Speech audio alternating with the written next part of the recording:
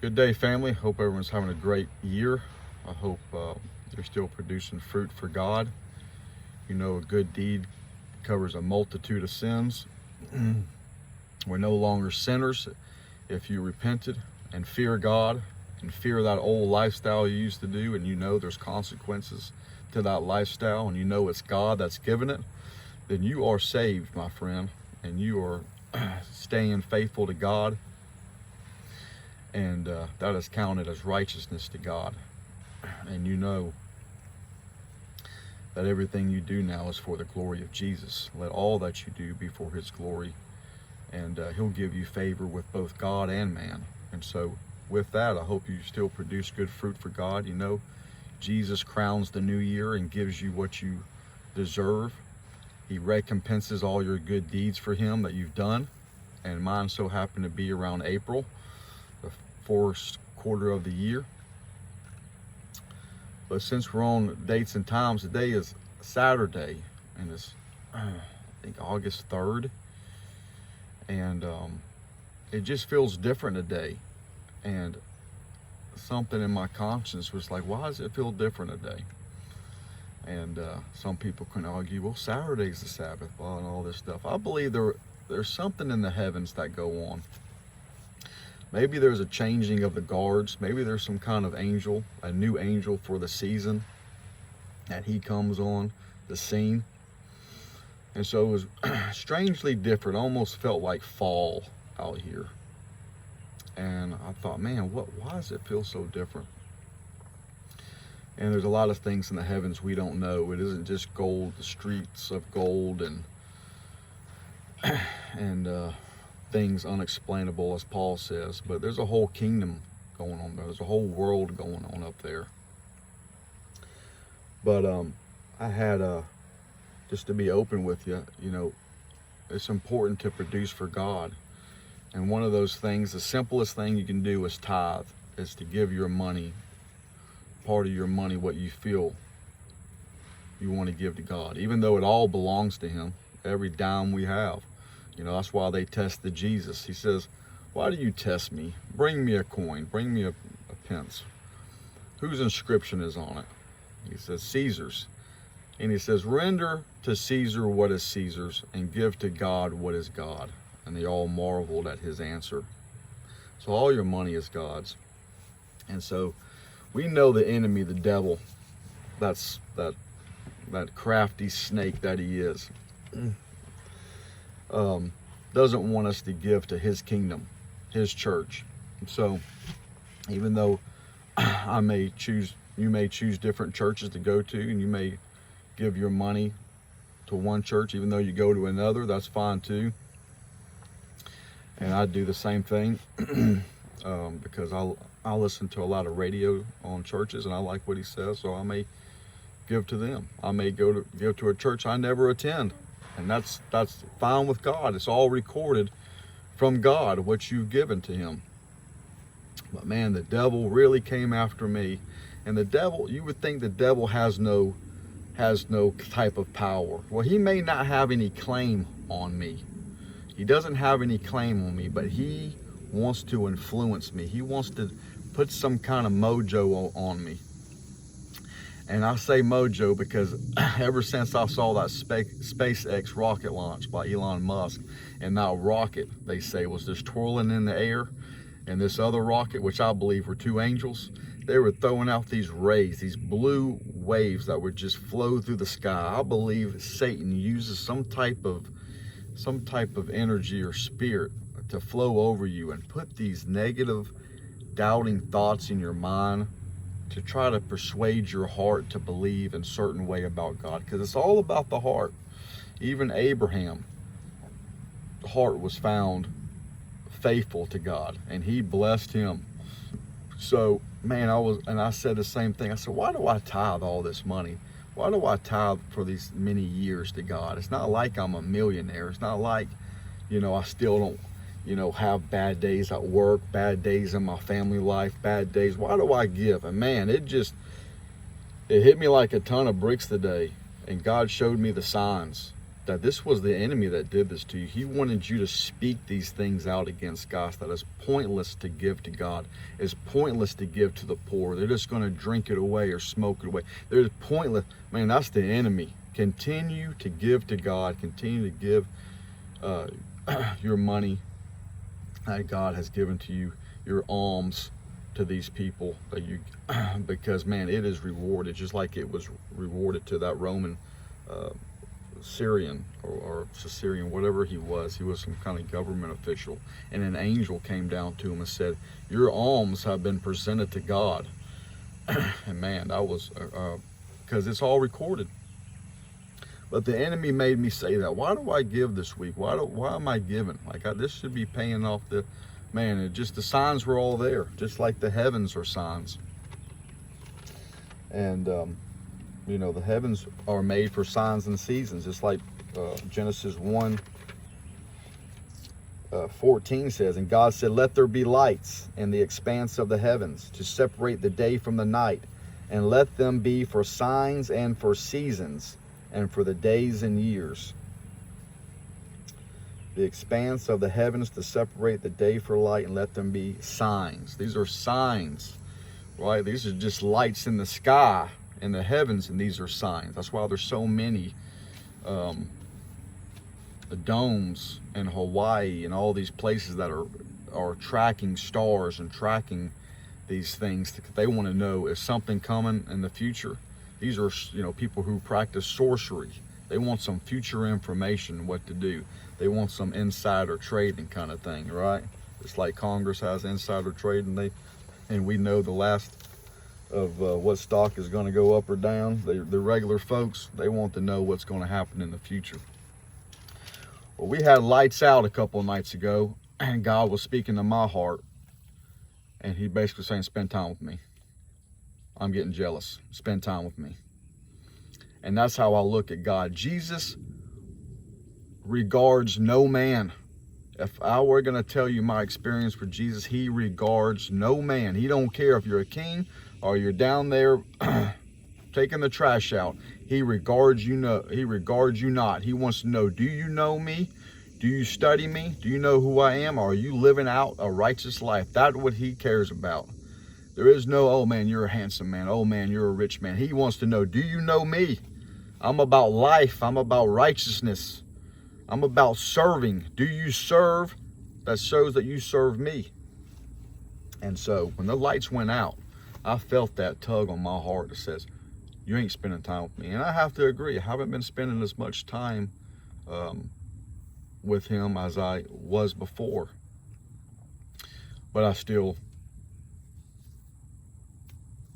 talk about him, just maybe not on YouTube as much, but I still talk about to my kids and myself, and I talk to him. But man, when the enemy came yesterday or the day before, I knew that it had to have been the opposite, that giving to God is highly, highly important. So when lights went out, I went to Job 37. I opened the book like you always do when you're a baby Christian or you're lukewarm and you say, God, give me a word. Give me something that's going to just change my life. Well, I didn't say that. I just said, I'm going to read whatever I want to read to the kids tonight at 9:45 at night. And so I went to Job 37. And Job 37, we'll get to past it a little halfway. And we'll go to let's start at 5. God thunders wondrously with his voice, and he does great things that we cannot comprehend. For to snow, he says, fall on the earth. Likewise to the downpour, his mighty downpour. That comes from God. These torrential rains come from God. This ain't just Mother Nature. It's Mother Earth, but not Mother Nature. It's different. The earth gives up her gems. Mother Nature, no. Weather comes from God. Likewise to the downpour, his mighty downpour. He seals up the hand of every man, that all men whom he made may know it. Then the beasts go into their lairs and remain in their dens. From its chamber comes the whirlwind, and cold from the scattering winds. these chambers are easy to recognize. If we recognize Tornado Alley, you know, the Midwest, man, these things just don't happen to be. These meteorologists can't figure it out. They just say, well, low pressure, high pressure, they meet together and they form a whirlwind. No, these are invisible doors that God says open, come out. That's why they're always there. They're made to stay there. By the breath of God, ice is given, and the broad waters are frozen fast. He loads the thick cloud with moisture. The clouds scatter his lightning. They turn around and around by his guidance to accomplish all that he commands them on the face of the habitable earth. Whether for correction, he's using lightning, rain, snow for correction, or for his land, maybe just to water the land so the grass grows for his cattle, for he owns the cattle on 1,000 hills, right? Maybe to raise the lakes and the rivers up, or for love. Maybe you're tired at work and he says, I'll drop some snow on you so you don't have to use it. You don't have to go in this week because I know you're burnt out, son or daughter, from working. So I'll let you have a 4-day weekend instead of a 2-day. And I'll make it happen because I know you're exhausted and you're tired, and I'll give you rest. And so maybe he'll let something happen that he causes it to have bad weather there, just for your rest. Whether for correction, maybe you just bought a new car and a year later a tree falls on it, and you're wondering why you should have been watching those murder season shows for the week that has lust, fornication, adultery, and you wonder why a big tree just fell on your car. Correction, or for his land, for make things grow, fruit grow, your farmer fields grow, or for love. Maybe he gives you rest in a certain way that you didn't think he would use, and he can use it. He causes it to happen. Whether for correction, for his land, or for love, he causes it to happen. Everything. So yeah, there's your sign. There's your sign in Genesis. Here's your sign in Job. He causes it to happen. And we need to be more open-eyed to these things, because it helps us realize really how close God really is to you. As Isaiah says, God is as close to you as the shadow of your right hand. And we know God is not going to be mocked, whether on the starting of the Olympics in Paris, where they mocked the Last Supper with transgenderism and homosexuality and people who don't even know their identity. They don't even know who they want to be. Maybe for a couple of years they want to be a woman and they want to be a man. They don't even know where they are. But for us, we want to know that we know God. That's the difference. All we care about is to know that we know God. We know our job on earth, to raise our families, to support our families, to support our kids, to serve God in some kind of servitude or fashion, to give glory to his name, whether it be at home, work, or shopping, or on vacation. That is our purpose. We know who we are. We're not tossed to and from and don't know who we are. All we can analyze is, man, this came from God, or wow, the enemy is hating on me right now. He is putting something on me this week. So you go through those things with the enemies, and we know they can happen for a season. How many seasons in a year? 4. So we know the enemy can mess with us 3 or 4 times out of the year. And so that's one thing I want to tell you. That enemy came after me yesterday and says, why do you give? What's the purpose of giving? It's not like you're getting more and more out of this, you know? So be faithful with the little you got, you know? It doesn't mean he's going to turn around and say, oh man, you gave to me for a whole year. Wow. Here's a 4-story house on a beachfront. God, no. God's saying you're doing what a child of God does. There's no reward for that. You're mine. When you call to me, I answer you. When the enemy surrounds you, I scatter them. I lift you up and I pluck you out and I set you somewhere else. I'm your God. That's the things that you do for me because I'm your God. There's no reward for that. But what really do you get? You get protection. You get your prayers answered. You get blessed with your children. You get to really pray and say, I know God's listening to me. You get that feeling of when you pray, you know God's listening. I prayed for something for 9 years, and I finally got it. 9 years. I try not to look back on that and say, God, why 9 years? I try to analyze it and say, okay, I understand why you kept me out for 9 years and you didn't give me what I wanted. I would have worked twice as hard with the same amount of pay. Wow, I'm an idiot. I should have really it really is about your timing. You know how you're young and your grandma comes up and she'll pat you on your back. It's all in God's timing, son. You're like, I want it now. God's like, if I give it to you now, you may quit. So trust me, wait on God. Try to be content. Us men, it is hard for men to be content. But we really should slowly just row your boat and settle down and enjoy our children, enjoy our wives, and try to tame the tongue as best we can as men. But I wanted to share that Job 37 with you, that God controls the weather. And, he won't be mocked. What's going on. We know this is an election year. I really still believe evil is rising. I had a dream about that. The Nationals game and evil and the obelisk dream on YouTube. So I still believe evil is rising. We know Trump got shot at. A president got shot at. So there's a lot of clues. Maybe that's a sign. That's not we don't know what all these signs mean.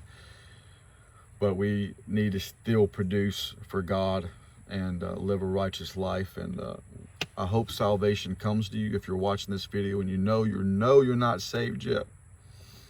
I hope that year comes this year for you and you haven't been just listening to me in vain. But God bless. Continue to produce for God. Know the enemy is out there. I can't make these videos and think that everything's hunky-dory. If anything, people who talk about God may get the most pressure. But then again, if you're living for the devil, you don't know you're doing the devil's will. You got the wrath of God on you, according to the Word of God. And you can have a very painful and heartache life your own self. So continue and wait on the Lord. Wait on those good days. And when it is a good day, you better go hard on that good day. You better make it the best good day possible, because you don't know in 2 weeks if there's going to be a bad day. So that's something I've taught myself, is when it's a good day, man, make it a good day. Try to make it a good day. Analyze it as a good day and push it along as a good day. And then when the bad days come, I don't know what you do. Well, for me, I may just take an extra longer nap. Instead of a 1 hour, it may be a 3 hour. Because I was like, man, today's a bad day. There ain't no point. I already went to work. I ain't gonna try to turn the day around. It's a bad day. That's usually how I think. But it's a good day today, Saturday, August 3rd. And the fall is approaching us. I could say a lot about the fall, about judgments, and about whether angels are going somewhere and we're kind of left to defend on our own. I don't know. I could go on about that stuff. But I hope y'all have a blessed week and know that Jesus does care, and make yourself known to him, that you belong to him. God bless.